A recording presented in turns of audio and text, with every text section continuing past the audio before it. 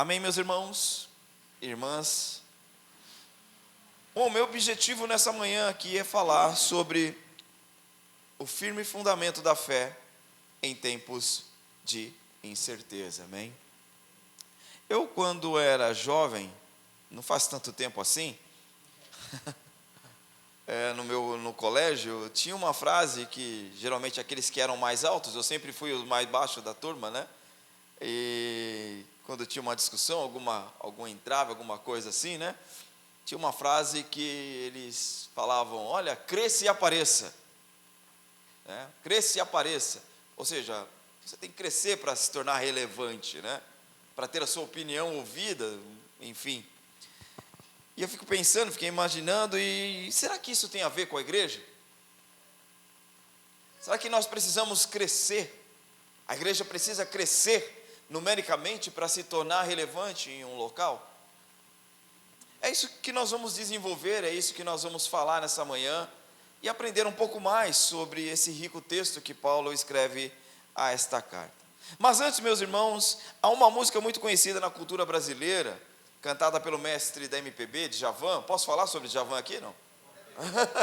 Fala se eu sei que pode, não? Fala se me autoriza. Em que ele compôs uma música chamada Linha do Equador. E um dos versos dessa música, mais bonitos dessa música, ele canta o seguinte: esse amor deixou marcas no meu corpo, e a canção me deixou quase louco. Céu de azul, todo mar ficou cinza.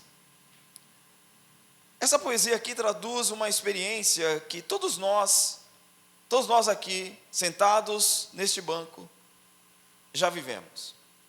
A experiência de quando o céu, que era azul, de repente fica cinza, quando uma notícia médica chega, o desemprego bate à porta, quando a dor nos pega de assalto. Todos nós já vivemos noites cinzas na nossa vida, já passamos por essa experiência.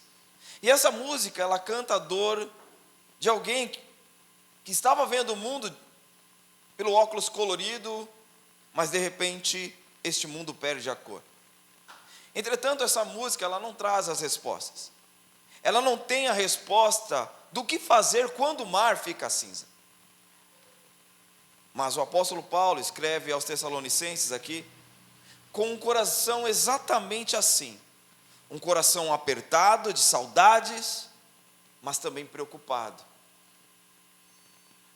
Aquela igreja de Tessalônica era uma igreja jovem, uma igreja pequena como a nossa, enfrentando perseguições terríveis, lutas, e de repente o céu, que outrora era azul, havia ficado cinza. E Paulo, de longe, sofria por essa igreja, sofria por eles. Mas ao contrário da poesia humana, a poesia de Djavan, Paulo nos aponta para um fundamento que não se desfaz na tempestade. Um fundamento que não se desfaz no meio da turbulência. Eu acredito que quem passou por este púlpito nos últimos domingos deve ter dado para vocês um panorama de como era a igreja de Tessalônica, a cidade de Tessalônica, e eu não quero me ater muito nesse ponto, mas Tessalônica era uma cidade rica, uma cidade extremamente movimentada e profundamente pagã. E Paulo permaneceu naquela cidade poucas semanas, não porque ele não quis permanecer por mais dias, mas porque a perseguição era tão terrível que ele foi expulso por causa dessa perseguição. Imagine só, uma igreja que tinha poucos meses de plantio, uma igreja pequena, com poucos meses de vida, sem prédio, sem seminário, sem internet e, pasmem, sem a Bíblia. Porque a Bíblia ainda não havia sido completa, o cânon não havia sido encerrado, a Bíblia não estava completamente encerrada e não estava nas mãos daquela igreja. Imagine só. E ela já enfrentava perseguições. E Paulo teme. E parafraseando Paulo, diante de todos esses infortúnios que a igreja de Tessalônica estava enfrentando, ele pensa: será que eles vão suportar isso?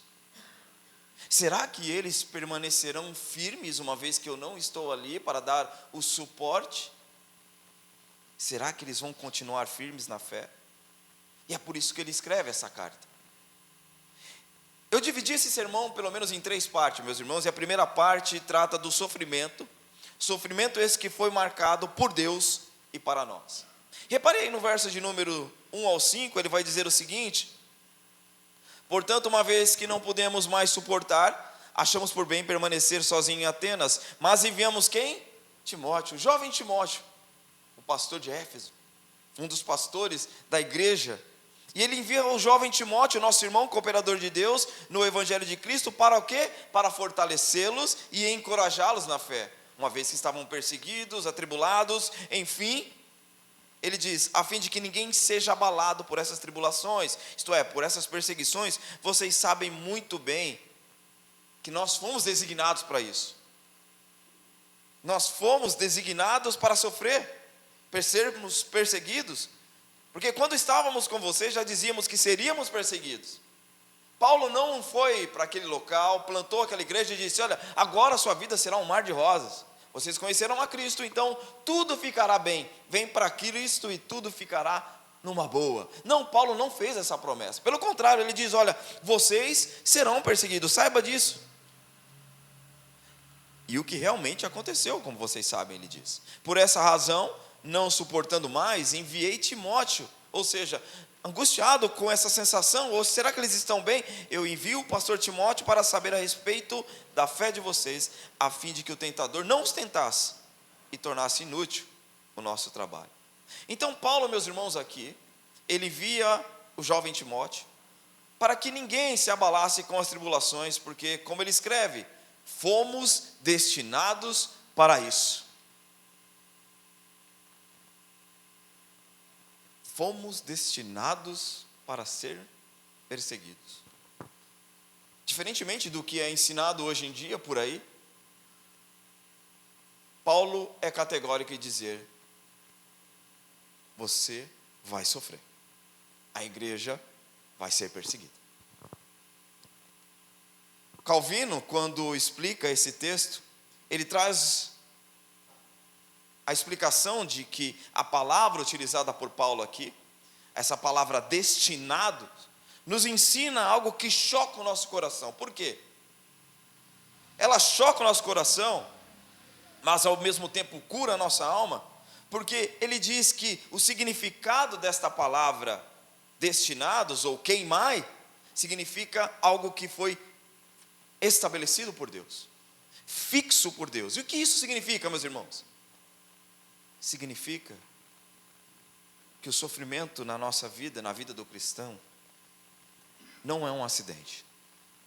O sofrimento na vida do cristão não é um acidente. Não é que Deus piscou e aí o diabo te atacou, como alguns dizem. Deu brecha. Não é você que piscou os olhos, de repente o diabo foi e te atacou. Não é nada disso. Esta palavra dá uma ideia de que Deus determinou que a cruz seria a nossa marca. Lembra quando o Senhor Jesus Cristo disse: aqueles que quiserem vir após mim, tome a sua cruz, dia após dia, negue-se a si mesmo e venham. Cada um de nós temos a nossa cruz a ser carregada. Entretanto, alguns aí fora colocam uma cruz sobre as pessoas do peso de um isopor. No peso de um isopor, em que todo mundo pode carregar com facilidade, com nenhum tipo de esforço, não é mesmo? Mas a mensagem que Paulo traz aqui é uma palavra, ao mesmo tempo, de que, olha, sejam certos que os sofrimentos são certos na vida de cada um de vocês, porque essa é uma marca que nos distingue. Irmãos, e isso muda tudo na nossa segunda-feira. Isso muda tudo quando você estiver enfrentando uma crise no seu casamento, uma crise financeira, quando o dinheiro acaba, ou o dinheiro falta ali no final do mês, e o nosso coração acaba, às vezes, questionando: será que Deus me esqueceu? Isso muda, meus irmãos, porque a palavra diz: não, você foi destinado a passar por isso, para que a sua fé seja provada.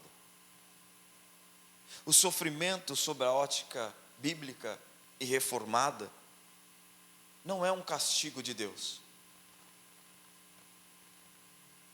Não é um castigo de um Deus que se encontra irado, mas a bigorna, entenda bem, a bigorna de um pai amoroso, moldando o seu filho. Deus tem o controle tanto do fogo, quanto da temperatura. E ainda, reverberando Calvino, ele diz o seguinte: Deus permite as aflições, não para destruir a fé, mas para confirmá-la. Eu me lembro quando comecei a aprender a andar de bicicleta, meu pai comprou aquela bicicleta Caloi. Lembra daquela Caloi que tinha 2 guidões? Vocês não lembram, né? É muito... Mas tinha uma bicicleta pequena que tinha 2 guidãozinhos, se você segurava mais ou menos assim. Na época da Pantera, da BMX, ó, quem lembra aqui também não, né? Bom, mas meu pai comprou uma bicicleta e ela veio bem danificada, e ele mandou reformá-la, né? Mandou reformar, tal. A bicicleta ficou nova, linda, azul, maravilhosa. E a bicicletaria ficava um ponto mais alto do nosso bairro, e aí, para chegar em casa, a gente tinha que ir numa descida. Bicicleta nova, né? Eu não sabia andar direito, meu pai segurando ali no banco por alguns metros, né? De repente chega eu não sei o que aconteceu com meu pai, ele falou, soltou do banco, e eu fui direto. Fui direto, bati na calçada, estraguei a bicicleta, me ralei todo. E, enfim. E aí ele chega ali, tá vendo esses 2 negócios aqui do guidão? Você tem que frear com isso daqui. Isso daqui é para frear. Tá bom, tipo. Isso, olhando e lendo esse texto, eu me lembrei disso, porque quando Deus nos prova, quando Deus solta o banco da nossa vida,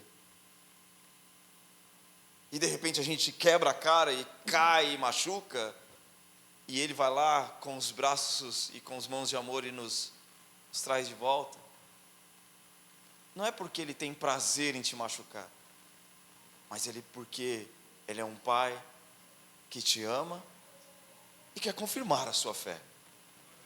Ele não quer ver você caído, Ele não tem prazer em te machucar, mas provar o quanto você o ama e confia nele. Então, meus irmãos, Deus tem sempre o controle da nau da nossa vida. Ele sempre está no controle da nossa vida. O segundo ponto, está aí nos versos 3 ao 5, fala sobre o perigo de oscilar na tempestade. Nesse verso 3 que nós acabamos de ler, Paulo usa outra forte palavra no original, no grego aqui. É uma palavra que dá uma ideia de inquietação ou abalo. Lá nos escritos gregos antigos, podia significar o seguinte, essa palavra inquietar, né? Literalmente significa abanar o rabo, como um cachorro, como um cão, que é atraído ou seduzido, né? Quando você chama ele pelo nome, ele vem todo serelepe, abanando o rabo. É essa a ideia dessa palavra que Paulo está trazendo aqui. Ela também pode significar lisonjear, encantar e, por extensão, ser abalado, desestabilizado, seduzido de um lado para o outro, ou seduzido a abandonar o caminho. A ideia, meus irmãos, aqui não é apenas de alguém que está assustado, mas de alguém que, por causa da pressão, ou por causa das promessas, acaba sendo desviado da fidelidade. Fica indo de um lado para o outro. Não tem firmamento. E essa palavra aqui descreve o movimento de um cão que abana o rabo, algo que oscila, que vai de um lado para o outro. Quanto de nós não somos assim, não é mesmo? Quanto de nós aqui não conhecemos pessoas que são assim, ou às vezes nós agimos assim. Ficamos de um lado para o outro.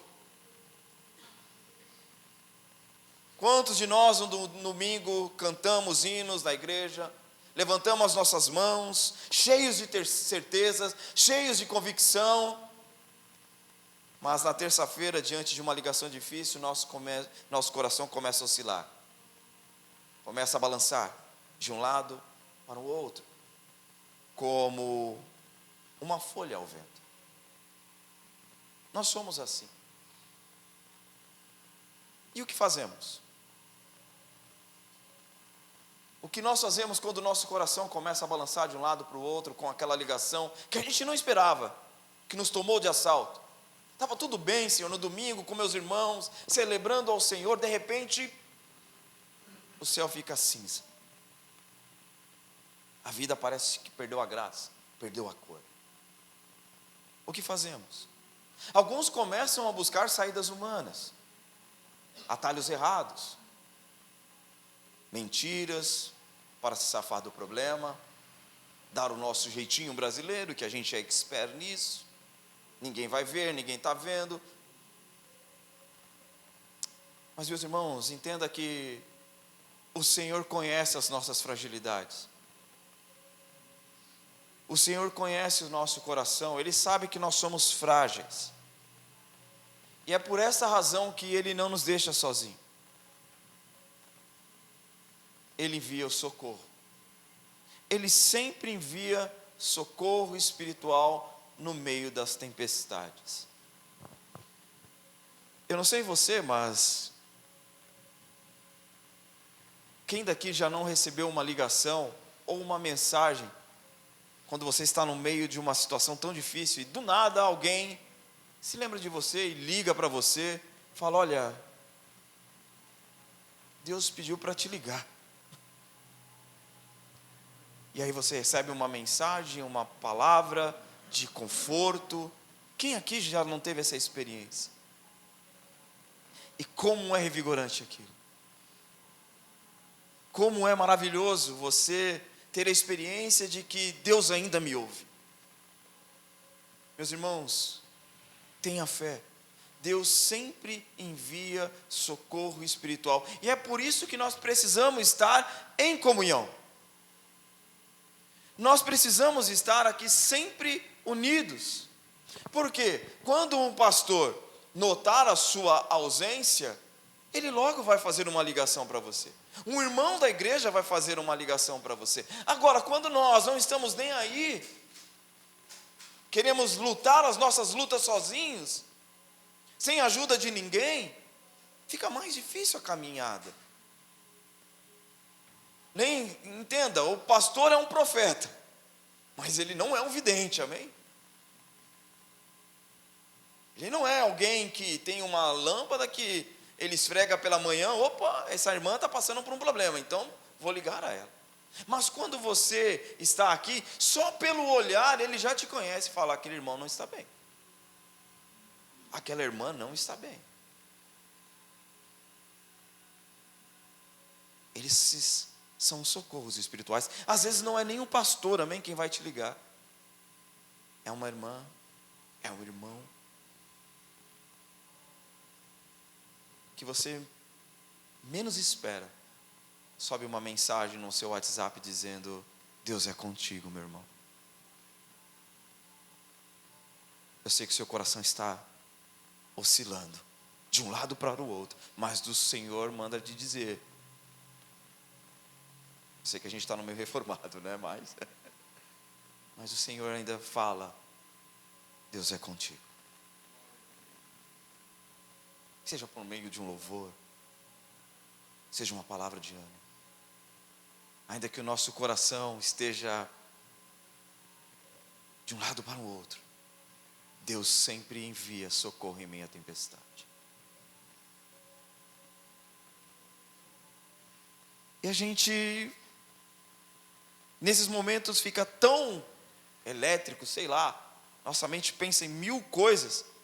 E eu concordo quando John Piper fala sobre isso. Ele diz assim: Deus está sempre fazendo 10.000 coisas em sua vida. Deus está sempre fazendo 10.000 coisas em sua vida. E você percebe apenas 3. Olha o tanto de coisas que Deus faz diariamente na nossa vida, meu irmão. Mas a gente se apega apenas umas 2, 3. Como o Wallace aqui falou sobre os pardais, né? Como foi cantado aqui. Desprezível. Mas no pardal, na nossa época lá na década de 80, eu voltando lá, hoje eu estou tão saudosista, né? Mas na década de 80, você andava assim pelas ruas, tinha muito pardais. Muito, mas muito mais. Muito mesmo. Mas hoje em dia é difícil a gente achar um pardal, né? Nessa cidade aqui. A gente olhava, era um pardal.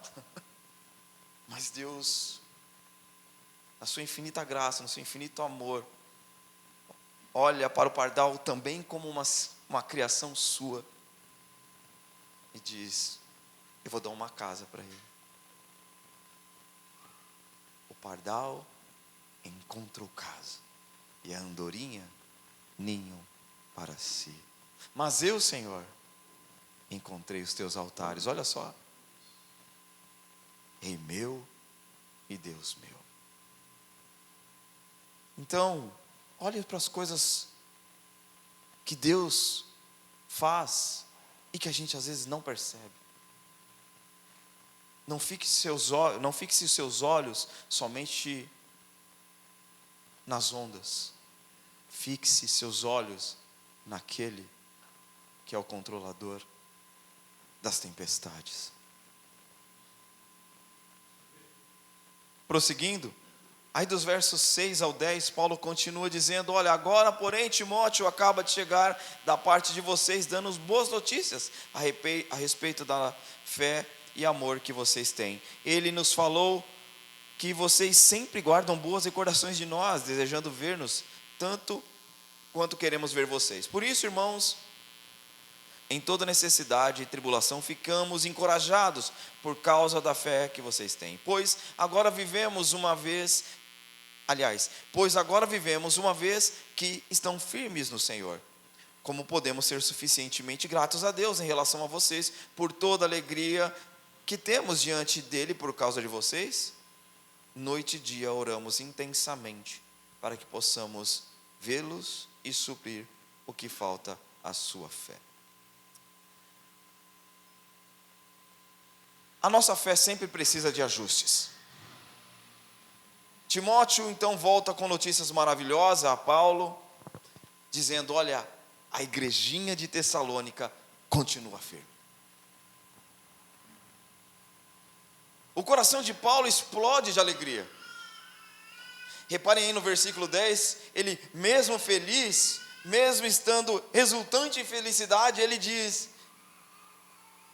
eu oro dia e noite para vê-los e repor o que falta à vossa fé.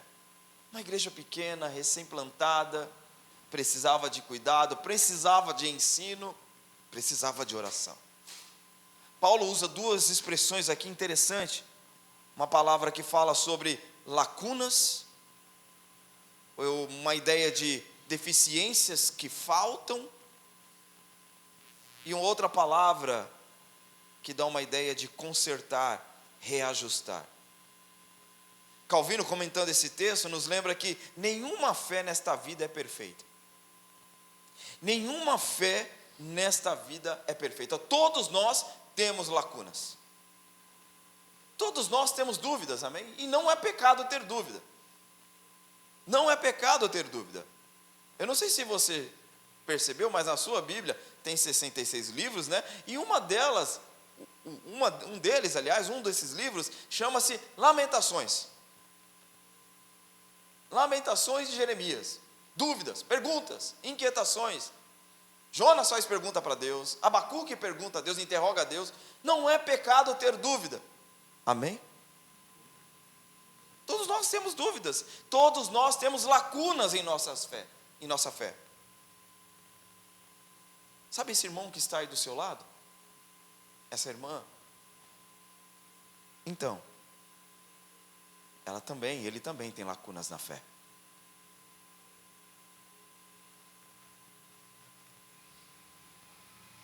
Eu tenho lacunas na fé. O seu filho, a sua esposa também tem lacunas na fé. Até o seu pastor tem lacunas na fé.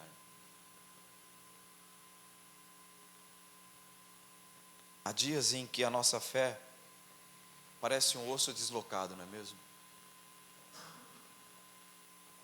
Uma rede de pesca rasgada. E é exatamente isso que Paulo quer trazer à tona. É essa ideia de uma rede de pesca rasgada. E sabe onde Deus conserta a nossa fé? Sabe onde é que Deus conserta essa lacuna que existe na minha fé e na tua fé? Aqui, na comunhão de uma igreja pequena, onde nós choramos juntos, onde nós oramos juntos, choramos juntos, caminhamos juntos, reclamamos também juntos. Mas aqui é o local, nessa igreja pequena, em que o pastor de vocês conhece cada um de vocês pelo nome. Eu não suportaria fazer parte de uma igreja grande em que o meu pastor não me conhecesse. Deve ser horrível. Eu não preciso de um palestrante, você não precisa de um palestrante. Você precisa de um pastor, de alguém que cuida de você, alguém que conheça o seu nome, que te chame pelo nome. E é por isso que chama pastor, amém? A ideia é de um pastor que cuida de um rebanho e que conhece cada ovelha pelo nome. E quando ele chama pelo nome, aquela ovelha vem. É por isso que chama pastor. Deve ser chato, né? Ser pastoreado por alguém que não conhece nem o seu nome, que não conhece a sua vida, que não conhece as suas aflições, as suas dificuldades. Deve ser horrível demais, meu. Não é que pastor queira dar conta da vida de cada um de vocês, não é nada disso. Mas ter alguém em que a gente pode chorar junto, clamar junto, rir juntos, amar uns aos outros juntos. Isso é impagável, meus irmãos. Saber que alguém está preocupado com a gente, não com o nosso dízimo, não com o nosso dinheiro, não com as nossas posses, mas como está a sua fé. Isso vale muito. Mas infelizmente, o que temos visto são pessoas descompromissadas, não consigo mesmo, mas com o próprio Cristo, com a própria igreja. Eu amo Cristo, mas odeio a igreja, alguns dizem. E é por isso que eu vou em igrejas grandes, porque eu não quero me envolver com pessoas, porque pessoas dá trabalho, dizem elas. Pessoas dá trabalho mesmo. Mas pessoas também dão frutos. Frutos de arrependimento para Deus. Eu não suportaria frequentar um local em que as pessoas não me conhecessem. Eu não preciso de um palestrante, você não precisa mais uma vez de um palestrante, mas você precisa de um pastor.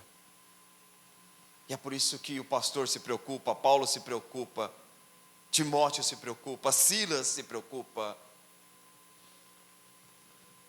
É aqui, na comunhão de uma igreja pequena, em que o pastor conhece o seu nome, onde nós partilhamos também o pão.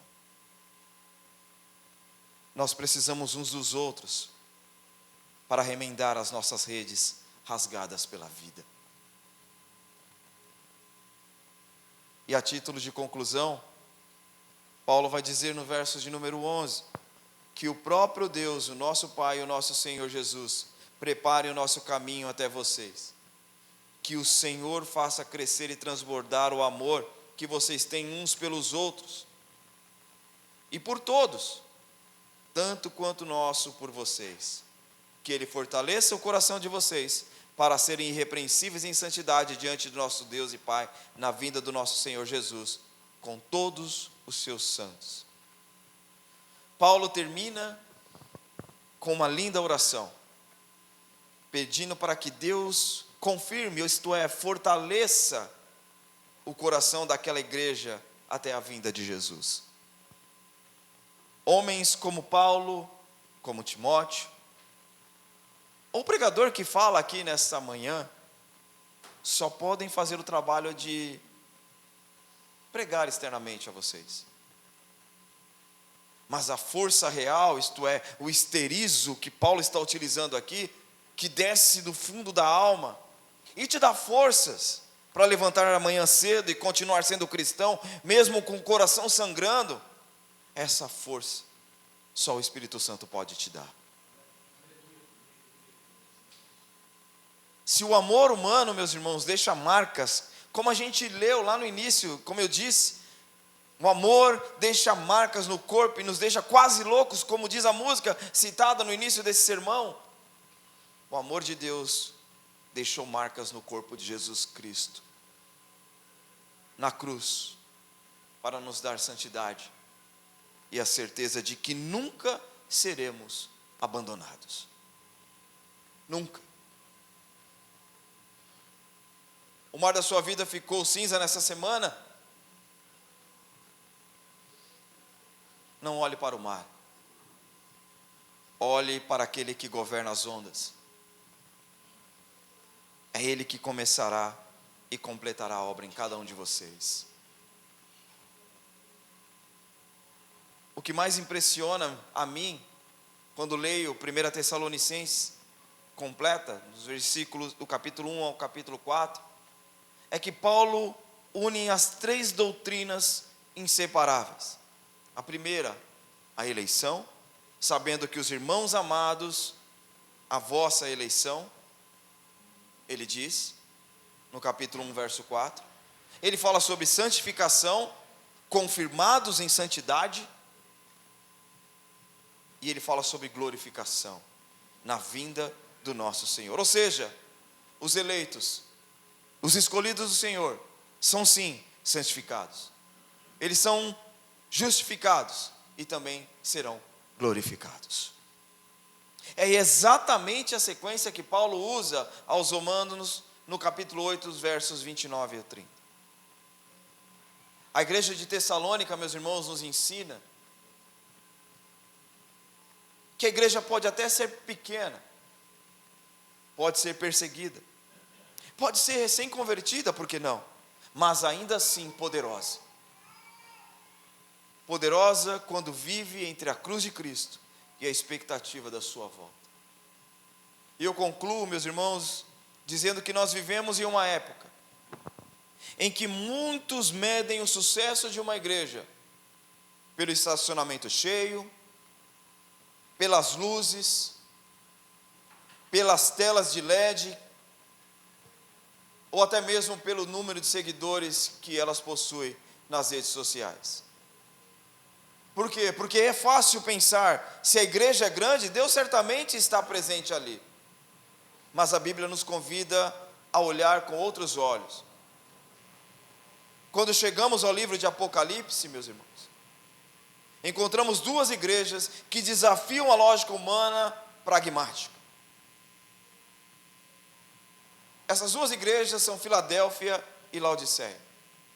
Filadélfia, Jesus diz para ela: conheço as tuas obras. Eis que tenho posto diante de ti uma porta aberta. Tens pouca força, entretanto guardaste a minha palavra e não negaste o meu nome. Filadélfia é uma das igrejas pequenas, fracas, mas que guardou o nome do Senhor e por isso ela é forte, e o Senhor só faz elogios a Filadélfia. Por outro lado, temos outra igreja, a de Laodiceia, uma igreja rica, e ela dizia: estou rico, abastado, não preciso de coisa alguma. Mas Jesus respondeu: tu és miserável, pobre, cego e nu. Aos olhos do mundo, Laodiceia era uma igreja talvez bem sucedida, mas aos olhos de Cristo, era uma igreja doente. Diferentemente de Laodiceia, de Filadélfia, Laodiceia não recebe nenhum elogio da parte do Senhor. E por isso precisamos refletir. Será que igreja grande é sinônimo de presença de Deus? E igreja pequena, não? Eu não estou dizendo aqui, não quero ser também o terrorista dos números, não é isso, meus irmãos. Não é isso que está em xeque aqui. Não é isso que está em jogo. O que está em jogo é se verdadeiramente estamos em comunhão uns com os outros, se somos servos do Senhor, queremos ser participantes da obra do Senhor, ou meros espectadores. O que está em jogo é a nossa fidelidade ao Senhor. Então, meus irmãos, não desprezem aquilo que Deus está fazendo nesta pequena igreja. Não despreze. Talvez nós aqui não tenhamos um templo gigantesco, nós não tenhamos talvez equipamentos de última geração, talvez não sejamos conhecidos sequer na cidade, mas isso nunca foi o critério de Jesus, nunca foi. O que Ele procura é um povo que permaneça firme na palavra, uma igreja onde as pessoas se conhecem pelo nome, uma igreja onde as pessoas choram juntas, onde as pessoas oram umas pelas outras, onde as crianças crescem ouvindo o Evangelho, onde os idosos são honrados, onde Cristo é o centro. Essa igreja pode ser pequena aos olhos do mundo, mas pode ser preciosa aos olhos do nosso Senhor. E é isso mesmo que Paulo celebra. A igreja de Tessalônica não era famosa, não era rica, não era influente, era jovem, era perseguida e pequena. E mesmo assim,